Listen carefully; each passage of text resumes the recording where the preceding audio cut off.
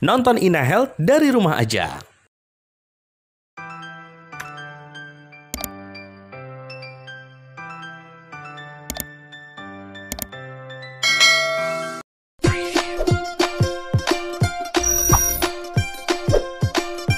Hai semua, kabar sehat tentunya. Kita ketemu lagi di HiDoc Ina Health. Oh ya, ternyata masih banyak yang ingin tahu tentang leukemia pada anak. Banyak sekali yang sudah bertanya di akun medsos Ina Health.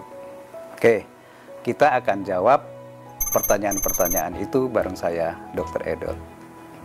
Baik, kita ke pertanyaan pertama. Hai dok, apakah ada obat yang ampuh untuk leukemia pada anak? Dan bagaimana dengan pengobatan dengan herbal? Pertanyaan yang sangat banyak ditanyakan oleh khalayak atau sahabat-sahabat semuanya. Memang ada obat yang ampuh untuk leukemia.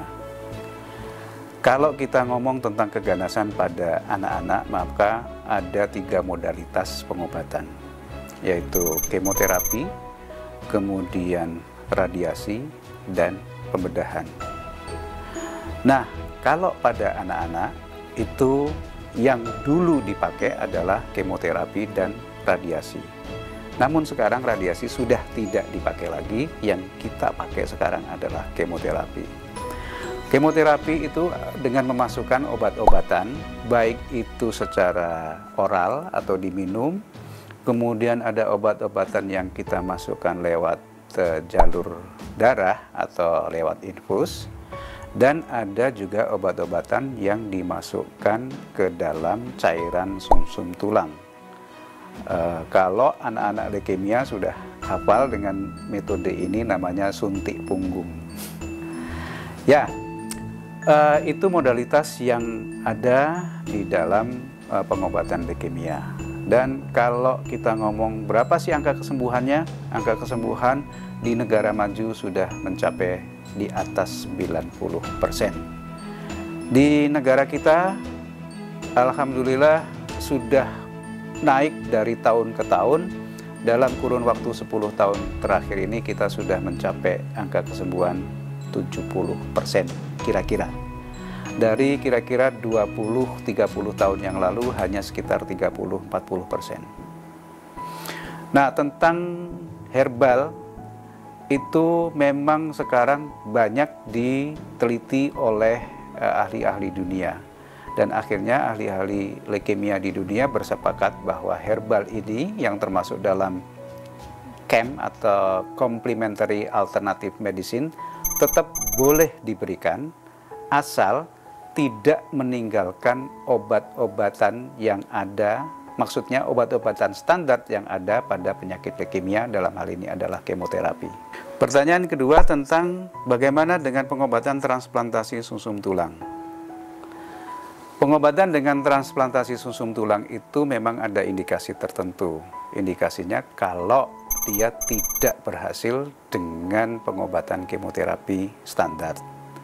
Nah, apakah itu harus dari orang tua atau saudara? Sebaiknya iya. Tetapi kalaupun terpaksa harus diambil dari orang lain, maka tentu akan dilakukan proses pencocokan dari antara donor dengan resipien. Dan apakah kita sudah bisa melakukan transplantasi sumsum tulang? Kita bergerak ke arah itu. Mudah-mudahan dalam waktu tidak lama lagi kita akan bisa melakukan transplantasi sumsum tulang untuk pasien-pasien kita. Nah, pertanyaan ketiga, hai dok, ada tidak ya pantangan-pantangan makanan atau minuman bagi penderita leukemia? Kalau sebabnya saja belum diketahui, itu memang agak susah kita untuk menentukan pantangan atau membolehkan atau mentidakkan. Memang ada beberapa dugaan yang disebabkan bahwa penyakit ini disebabkan oleh bahan pengawet, penyakit ini disebabkan oleh MSG, penyakit ini disebabkan oleh hal-hal lain yang bersifat dimakan atau dihirup. Maka demi kehati-hatian banyak orang tua penderita yang kemudian membuat restriksi atau batasan-batasan tentang makanan-makanan yang dikonsumsi oleh anak-anaknya. Akan tetapi kalau secara umum makanan-makanan yang mengandung MSG memang tidak baik dan mengandung menyebabkan penyakit-penyakit tertentu atau keganasan tertentu, maka sebaiknya memang tidak dikonsumsi. Demikian pula juga dengan makanan-makanan yang mengandung bahan pengawet. Saya kira restriksi-restriksi ini jangan terlalu banyak dirisaukan.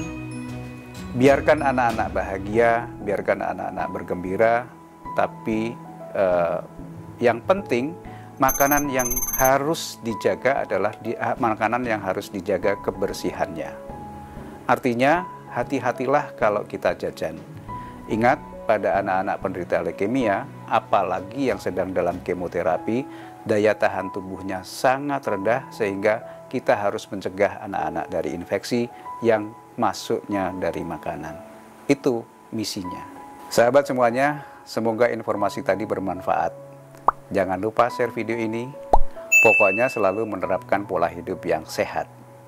Jika ada tanda dan gejala penyakit ini, maka bersegeralah berkonsultasi ke dokter. Terima kasih yang sudah bertanya. Saya Dr. Edot, pamit mundur diri. Sampai jumpa. Salam sehat.